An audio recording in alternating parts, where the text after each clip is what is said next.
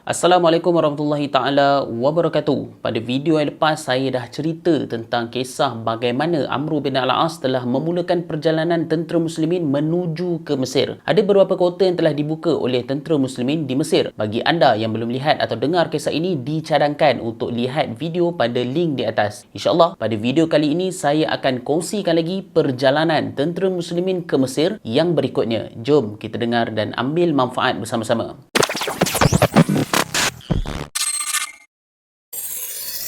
Setelah tentera muslimin telah membuka kota Faroma dan Bulbais, perjalanan tentera Islam di bawah pimpinan Amr bin Al-As ini diteruskan lagi ke satu wilayah di Mesir yang bernama Dunain. Buat pengetahuan anda semua, di Dunain ini telah berlaku pertempuran yang sangat sengit antara tentera muslimin dan tentera Rom. Dalam pertempuran itu, tentera Islam tak dapat mengalahkan tentera Rom. Oleh sebab itu, Amr bin Al-As telah mengutus utusan kepada Khalifah Umar Al-Khattab untuk meminta Khalifah menghantar tentera bantuan bagi menghadapi Rom di Dunain. Setelah Khalifah mengetahui perkara tersebut, maka Saidina Umar Al-Khattab telah mengirim 4,000 tentera bantuan, di mana setiap dari 1,000 tentera itu dipimpin oleh beberapa panglima Islam. Panglima ini ialah Zubair, Ubadah ibnu Syamid, Al-Miqdad ibnu Aswad, dan dalam surat yang telah dibalas oleh Khalifah disebutkan, kami kirim bala tentera ataupun bala tentera bantuan sebanyak 4,000 orang, di antaranya ada orang-orang yang masing-masing mengimbang kekuatan 1,000 orang.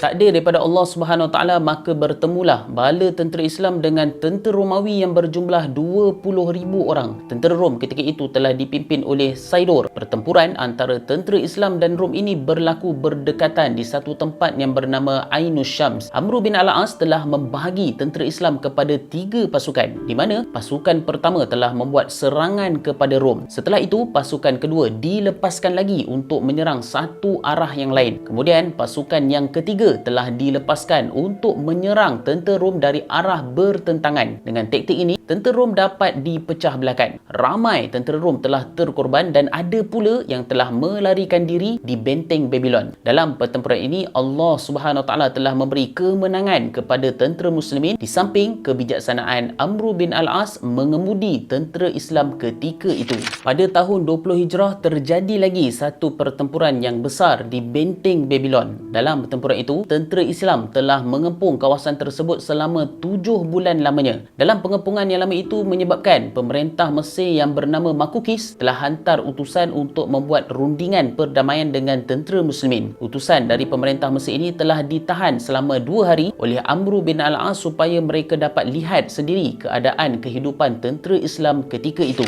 Ketika mana utusan dari Mesir ini ditahan selama 2 hari, mereka telah diminta membuat pilihan oleh Amr bin Al-As, di mana pilihan ketika itu hanya ada 3 sahaja. Pertama, pemerintah Mesir dan rakyat diminta untuk memeluk agama Islam dan akan mendapat hak dan kewajipan sebagai orang Islam. Kedua, jika tak mahu memeluk Islam, mereka diminta membayar jizyah, iaitu bayaran wajib bagi setiap orang bukan Islam kecuali kanak-kanak dan orang tua. Jika mereka membayar jizyah, mereka boleh menggunakan alat kelengkapan negara seperti makanan dan tempat tinggal serta dijamin selamat dengan undang-undang Islam. Dan pilihan ketiga pula, jika mereka tidak bersetuju, jalan peperangan adalah cara yang paling terakhir. Setelah 2 hari utusan dari Mesir ini ditahan, maka mereka telah dilepaskan dan membawa berita kepada pemerintah Mesir yang bernama Makukis. Utusan tersebut bukan sahaja menceritakan 3 perkara itu sahaja, tetapi ada tambahan di mana utusan ini telah menyebut, kami telah menyaksikan sekelompok manusia yang lebih mencintai mati daripada hidup, lebih suka rendah diri daripada bermegah-megah. Tidak ada seorang pun di antara mereka yang mempunyai keinginan atau tamak kepada dunia. Mereka duduk hanya di atas tanah. Pemimpin mereka sama sahaja dengan orang biasa. Kita tidak dapat mengenal di antara mereka yang mana pembesar dan yang mana rakyat jelata serta yang mana hamba sahaya. Bila waktu sembahyang telah masuk, tidak ada seorang pun yang mungkir. Untuk mengerjakan sembahyang pula, mereka bersihkan anggota tubuh badan lebih dahulu dengan air. Alangkah khusyuknya mereka di dalam mengerjakan sembahyang itu. Begitulah kata utusan kepada Makukis.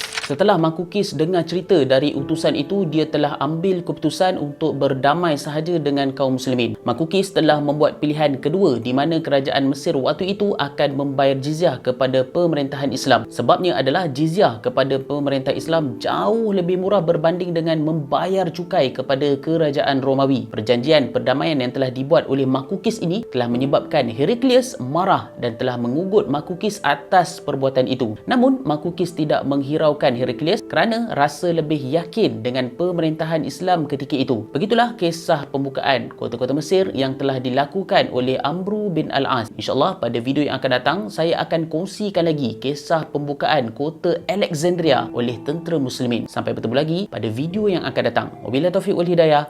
Assalamualaikum warahmatullahi taala wabarakatuh.